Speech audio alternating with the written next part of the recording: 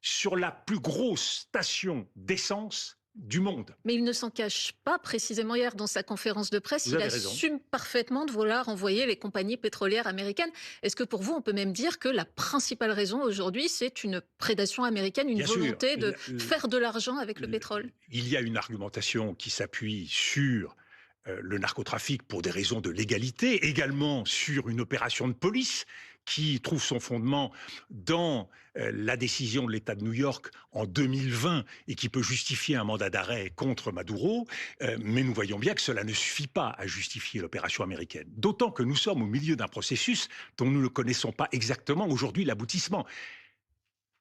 Les forces américaines sont intervenues pour exfiltrer le président, sa famille, ses enfants. On va revoir ces images pendant que vous parlez qui sont absolument incroyables. Les images sont parlantes. Mais, contrairement à ce qui s'est passé en Irak, il y a un changement de personne, pas encore un changement de régime. Les principaux protagonistes du régime sont en place. Le ministre de l'Intérieur, M. Diosdado Cabello, la vice-présidente, Delcy Rodriguez, le président du Parlement, le frère de Mme Rodriguez, tous ceux-ci sont en place. La vraie question, c'est est-ce que c'est une opération qui se fait avec le maintien en place du régime, quitte à ce qu'une couverture soit donnée à ce régime, pour prendre la main sur les ressources pétrolières américaines, ou est-ce que c'est une véritable opération de régime et de protectorat sous direction américaine? Messieurs, dames, bienvenue sur Congo.car Télévision. L'histoire contemporaine de relations internationales rappelle une vérité aussi ancienne que brutale. Le monde n'est pas gouverné par la morale, mais par les rapports de force. Les États-Unis de Donald Trump au Rwanda de Paul Kagame, cette réalité s'exprime désormais sans phare. La prédation ne plus dissimulée derrière des discours humanitaires, elle est assumée, justifiée par des narratifs sécuritaires qui servent de passe-partout pour l'ingérence et la projection de force.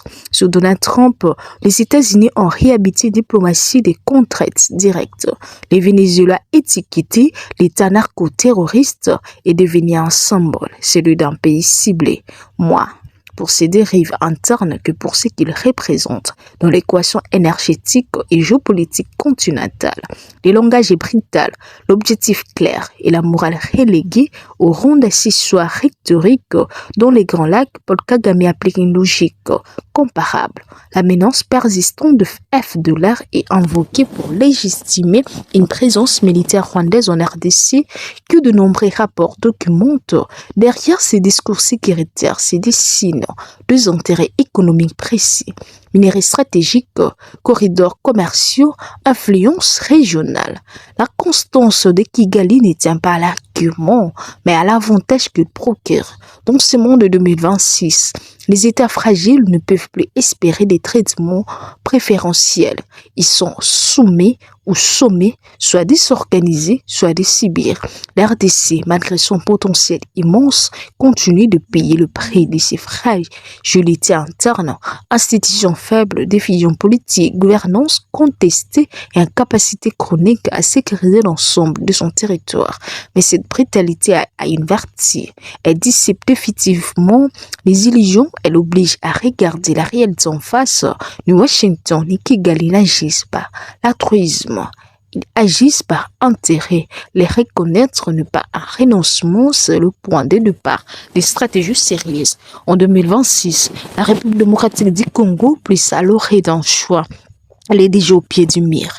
Le temps des diagnostics est passé. Ce qui enjeu désormais, c'est la capacité à transformer la lucidité en action politique. Cela suppose une cohésion nationale réelle, au-delà des clivages des circonstances, une refondation de l'autorité de l'État, là où elle a trop longtemps été absente. Cela exige aussi une diplomatie débarrassée des litiges morales, fondée sur la défense d'intérêts clairs, assumés et négociables. Dans un monde régi par la loi de force, la souveraineté ne se proclame pas, elle se construit, se défend et s'impose. Tromper Kagame, par les franchises brutales, offre involontairement à la RDC une leçon stratégique. Elle est dire, mais salutaire. En 2026, l'innocent géopolitique n'est plus une option. Les réveils n'est plus nécessaire, mais plutôt vital. C'était Congo.car et Télévision. Merci de bien vouloir vous abonner, d'activer la cloche de notification, de partager les liens, tout en invitant vos proches à rejoindre la grande communauté des Congo.car et Télévision. On s'y retrouve pour la prochaine édition.